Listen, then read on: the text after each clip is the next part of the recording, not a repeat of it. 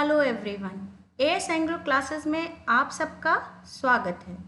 मैं डॉक्टर आरती सिंघल आज आपको 11th क्लास का इंग्लिश का first chapter the portrait of a lady पढ़ाऊंगी।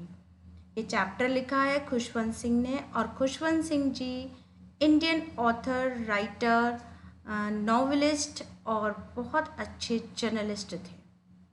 इनका जन्म 1915 में हुआ था और इनकी डेथ 2014 में हुई है। देखिए, ये हैं खुशवंत सिंह जी, और इन्होंने जो लिखा है the portrait of a lady, ये इन्होंने इसमें जो लेडी है वो उनकी ग्रैंड मदर है। इन्होंने रियल लाइफ एक्सपीरियंसेस इसमें शेयर किए हैं, और इन्होंने अपनी ग्रैंड मदर की उनके साथ कैसी रिलेशनशिप थी, उनकी दादी की उनके साथ क्या रिलेशनशिप थी, ये इसमें बताया है। देखिए, चैप्टर की शुरुआत करते हैं। My grand mother, like everybody's grand mother, was an old women. अब इसमें राइटर कहते हैं कि मेरी ग्रैंड मदर उतनी ही बूढ़ी थी जितनी कि किसी की भी ग्रैंड मदर, किसी की भी दादी होती है। मतलब दादी का मतलब है कि बूढ़ी औरत, तो मेरी दादी माँ उतनी ही बूढ़ी थी। अभी इसमें और क्या बताते हैं, देखिए इसमें उन्होंने बताया कि वो उनकी जो दादी माँ थी, उन्हें विश्वास ही नहीं होता, सब कहते हैं कि वो सुंदर थी, उन्हें विश्वास नहीं होता कि कभी वो सुंदर भी रही होंगी, क्योंकि उन्होंने हमेशा उनको बूढ़ा देखा है। कहते हैं कि राइटर कहते हैं कि उनके ग्रैंडफादर का वहाँ एक पोर्ट्रेट लगा हुआ था, एक तस्वीर लगी हुई थी, और उसमें उनके ग्रैंडफादर ने एक बिग टर्बन, एक बड़ी सी पगड़ी पहनी हुई थी, लूज गारमेंट्स, ढीले कपड़े पहने हुए थे, और उनकी बियर्ड, उनकी दाढ़ी थी वो बहुत लंबी और सफ़ेद दाढ़ी थी। इतनी लंबी दाढ़ी थी उनकी कि उसने चेस्ट को भी कवर कर रखा था, चेस्ट को ढक रखा था। कहते हैं कि राइटर लिखते हैं कि उनको देखकर ऐसा लगता था कि वो कम से कम 100 साल के हैं, और उनकी शायद पत्नी या बच्चे तो होंगे, ऐसा उनको देखकर नहीं लगता था। ऐसा लगता था कि उनके सिर्फ ग्रैंड चिल्ड्रन, यानी वो उनके बहुत सारे पोते पोतियां होंगे। अब ये कहते हैं कि उनकी जो दादी थी वो कैसी थी देखने में। देखिए, सेकंड जो पैराग्राफ है उसमें है कि उनकी दादी शॉर्ट, यानी उनकी हाइट जो थी वो कम थी, फैट, मोटी थी, और स्लाइटली बैंड, माने कुछ झुकी हुई थी। आपने देखा होगा बुजुर्गों की कमर थोड़ी सी झुक जाती है, तो वो झुकी हुई थी। उनके सारे चेहरे पर रिंकल्स, झुर्रियों के निशान थे, मतलब झुर्रियाँ थी। और वो कैसी थी कि हमेशा उनके हाथ में रोजरी, यानी मनकों की माला होती थी, जो हमेशा वो प्रेयर्स बोलती रहती थी, जपती रहती थी। सफ़ेद रंग के कपड़े पहने रहती थी। कहती हैं वो देखने में, वो राइटर को ऐसा लगता था कि she was not physically beautiful, but she was beautiful by heart. कि वो देखने में उतनी सुंदर नहीं थी, लेकिन राइटर कहते हैं कि वो दिल से बहुत सुंदर थी, और इसलिए वो उनको एक लाइन दी गई है, देखिए आप नीचे, उसमें आप कंपेयर करेंगे तो उसमें राइटर ने कंपेयर किया है अपनी दादी को माउंटेन्स के साथ। Writer compares her grandmother to the winter landscape in the mountain. देखिए यहाँ लिखा हुआ है कि she was like the winter landscape in the mountain, an expanse of pure white serenity, breathing peace and contentment. इसका मतलब ये हुआ कि वो सर्दियों में पहाड़ी ज़मीन जैसी थी, एक शांति और संतुष्टि, शुद्ध, सफ़ेद, पवित्रता से भरी हुई। देखिए नेक्स्ट पैराग्राफ है, my grand mother and I were good friends. ये बताते हैं कि राइटर लिखते हैं कि राइटर और दादी उनकी बहुत अच्छे फ्रेंड्स थे, और जब उनके पेरेंट्स, उनके माता पिता शहर में सेटल होने के लिए आए, तो वो उनको दादी के पास छोड़ आए गाँव में, और वो गाँव में स्कूल जाते थे, तो उनकी दादी मॉर्निंग में उनको जगाती थी, तैयार करती थी, और वो जब उनको नहलाती थी, तैयार करती थी, तो पूरे टाइम प्रेयर्स, प्रार्थनाएं बोलती रहती थी, भजन गाती रहती थी। उनको ये लगता था कि ये उनके राइटर के कानों में पड़ेंगे तो उन्हें भी याद हो जाएंगे। राइटर कह रहा है कि मैंने वो सुने तो हैं, मगर आज तक मुझे याद नहीं हुए, लेकिन मुझे उनको सुनना अच्छा लगता था, क्योंकि मुझे अपनी दादी की आवाज़ बहुत पसंद थी। इसके बाद वो उनकी स्लेट तैयार करती थी, और उनको नाश्ते में बासी रोटी और उस पे मक्खन और चीनी डालकर खिलाती थी और फिर उनको स्कूल छोड़ने जाती थी। कुछ चपातीस अपने साथ लेकर जाती थी। देखिए नेक्स्ट पिक्चर में ये है दादी खिला रही हैं अपने पोते को। और उसके बाद देखिए अगला पैराग्राफ है, my grandmother always went to school with me because the school was attach to the temple. जो दादी हैं वो हमेशा स्कूल जब छोड़ने जाती थी तो उसके पास में जो टेम्पल मंदिर था वहाँ पर दादी स्क्रिप्चर्स पढ़ा करती थी, वहीं बैठ जाती थी, वहाँ पढ़ती रहती थी और बच्चा जो है स्कूल में पढ़ता रहता था। और जब उसका स्कूल ख़त्म हो जाता था तो लौट कर उसको लेकर आती थी। रास्ते में जो चपातीस लेकर गई हैं वो स्ट्रे डॉग्स, जो सड़क के कुत्ते होते हैं, उनको डालती रहती थी और इस तरह कुत्ते उनका पीछा घर तक करते थे। देखिए दूसरे स्टैंजा में लिखा हो, दूसरे पैराग्राफ में, when my parents were comfortably settled in the city. इसमें है कि जब उसके माता पिता, राइटर के माता पिता शहर में बहुत अच्छी तरह सेटल हो गए तो वो दादी को और खुशवंत सिंह जी को भी शहर में ले आए। अब जब वो शहर में लेके आए तो यहाँ चेंजेस क्या हुए, एक तो वो इंग्लिश मीडियम स्कूल में पढ़ने गए तो वो बस से जाते थे, यहाँ दादी छोड़ने जाती थी विलेज में तो रास्ते में दोनों बातें करते रहते, तो कंपेनियनशिप थोड़ी सी ख़त्म हो गई। हालांकि दोनों एक रूम शेयर कर रहे थे तो दादी अक्सर उनसे पूछा करती थी कि जब वो स्कूल से वापस आते थे कि तुमने स्कूल में क्या सीखा, तो राइटर बताते थे कि हमने कुछ इंग्लिश के वर्ड्स बताते थे ये सीखे, और वेस्टर्न साइंस यानी विज्ञान के बारे में बताते थे कि आर्किमिडीज का सिद्धांत, आर्किमिडीज प्रिंसिपल सीखा, आज हमने लॉ ऑफ ग्रेविटी सीखा।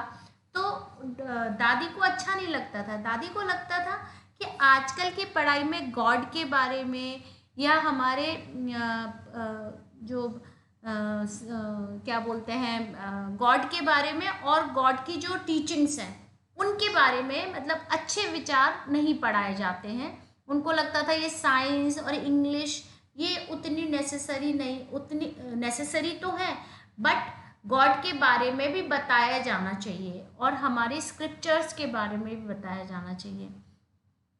दूसरी बात, राइटर ने ये बताया अपनी दादी को, जब उन्होंने पूछा तो उन्होंने बताया कि वहाँ पर उनको म्यूज़िक भी सिखाया जाता है। ये बात दादी को बिल्कुल अच्छी लगी क्योंकि उनको लगता था कि music was not meant for gentleman. उनको लगता था जेंटलमैन के लिए, सज्जन लोग म्यूज़िक संगीत नहीं सीखते हैं, वो केवल बैगर्स और हैरलट्स के लिए है।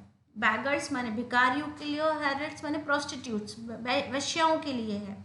तो उनको ये बात कम पसंद आती थी, तो इसलिए भी राइटर की और दादी के बीच में वार्तालाप जो थी, बातचीत थोड़ी कम हो गई थी क्योंकि दादी को उनकी बात थोड़ी कम समझ में आती थी।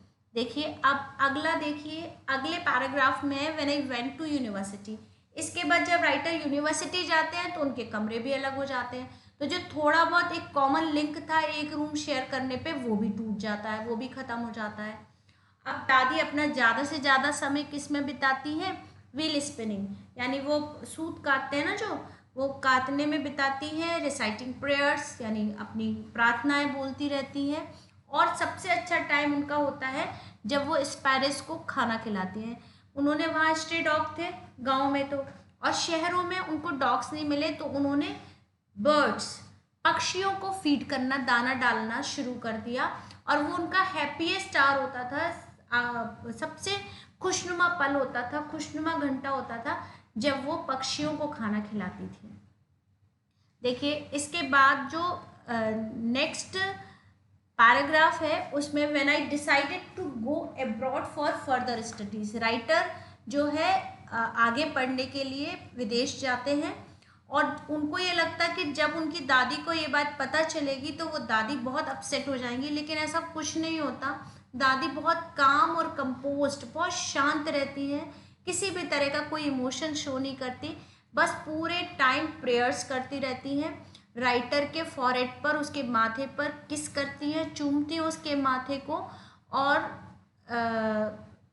राइटर ये परेशान होते हैं कि पता नहीं इतनी एज है, पता नहीं जब मैं 5 सालों के लिए जा रहा हूँ, जब वापस आऊँगा तो दादी मुझे मिलेगी या नहीं मिलेगी। लेकिन दादी बिल्कुल शांत होती हैं। दादी बल्कि उनको स्टेशन तक छोड़ने जाती हैं और देखिए दूसरे पैराग्राफ में है कि जब 5 साल बाद राइटर लौट कर आते हैं तो वो अपनी दादी से स्टेशन पर मिलते हैं और उनको दादी बिल्कुल वैसी ही दिखाई देती है, ना वो ओल्डर हुई है, ना वो बड़ी ना घटी, कुछ नहीं, वो जैसी थी बिल्कुल वैसे ही दिखाई देती है।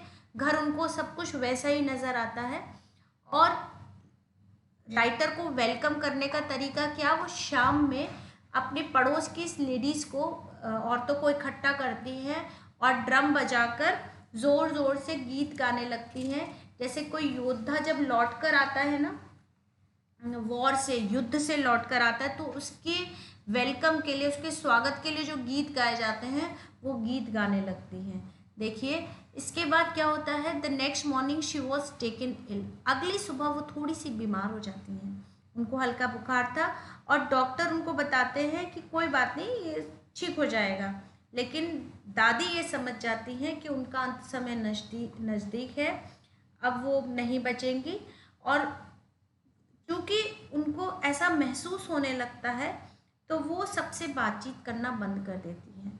अभी सभी लोग इस बात को प्रोटेस्ट करते हैं कि आप सबसे बात करो, लेकिन वो किसी से बात नहीं करती, बस पूरे टाइम वो बेड से उठकर अपनी माला जपती रहती हैं और वो बेड पर लेटी लेटी माला जपती रहती हैं। उनके हाथ से माला छूट जाती है और उनके लिप जो है चलना बंद हो जाते हैं और इससे उनको समझ आता है कि उनकी दादी अब डेड हो गई हैं, उनकी दादी अब मर चुकी हैं। देखिए अगले पैराग्राफ में है, we lifted her off the bed and as is customary laid her on the ground. इसके बाद जैसा कि कस्टम है, रिवाज है, उनको बिस्तर से उठाकर ज़मीन पर लिटा देते हैं। एक लाल रंग के कफन से उनको ढक दिया जाता है। कुछ घंटों के विलाप के बाद, रोने के बाद दाह संस्कार की व्यवस्था की जाती है। शाम को एक साधारण सी अर्थी के साथ उनका दाह संस्कार करने के लिए, ले जाने के लिए उन्हें कमरे में लेकर जाते हैं। उसी समय सूर्य अस्त हो रहा होता है तो उनके कमरे में सुनहरी रोशनी पड़ती है तो पूरा कमरा जैसे चमक जाता है। ये आंगन से आधी दूरी तय करने के बाद रुके क्योंकि हजारों चिड़िया फर्श पर बैठी हुई थी। जिन चिड़ियों को वो खाना डालती थी ना, वो सारी चिड़िया आ जाती हैं और फर्श पर बैठ जाती हैं और कोई भी बिल्कुल चिरपिंग नहीं करता, बिल्कुल चहचहाता नहीं है, शांति से बैठी रहती है। वहाँ पिन ड्रॉप साइलेंट रहता है। उसकी माँ को ये देखकर बहुत दुख होता है और वो ब्रेड लेकर आती है और ब्रेड क्रम्स उनके सामने डाल देती है, लेकिन कोई भी रोटी की तरफ ध्यान नहीं देता। और जब वो दादी की बॉडी को लेकर जाते हैं, मतलब उनकी डेड बॉडी को वहाँ से ले जाते हैं, उसके बाद वो क्वाइटली, वो जितनी भी पक्षी होते हैं क्वाइटली वहाँ से फ्लू अवे, उड़ जाते हैं। Next morning the sweeper swept the bread crumbs into the dustbin. और अगली सुबह स्वीपर जो है वो ब्रेड क्रम्स को साफ कर देता है और डस्टबिन में डाल देता है। यहाँ स्टोरी ख़त्म हो जाती है। यहाँ मॉरल ऑफ द स्टोरी दो है। एक तो रिलेशनशिप बताई गई है एक दादी और पोते की, मतलब we should respect our elders and we should love them. हमें अपने एल्डर्स का सम्मान करना चाहिए, उनको प्यार करना चाहिए, क्योंकि उनसे बहुत सारी चीज़ें हमें सीखने को मिलती हैं। और दूसरा मॉरल ऑफ द स्टोरी क्या है कि बर्ड्स यानी animals, we should save animals, feed them and love them. तो ये इस स्टोरी में बताया गया है। मुझे उम्मीद है स्टोरी आपको पसंद आई होगी। आप इस स्टोरी को लाइक करें, चैनल को सब्सक्राइब करें और यदि आपको कोई भी चीज़ की परेशानी हो, कोई आपका प्रॉब्लम हो, तो आप कमेंट बॉक्स में मेरे से पूछ सकती हैं। Thank you so much. Have a nice day.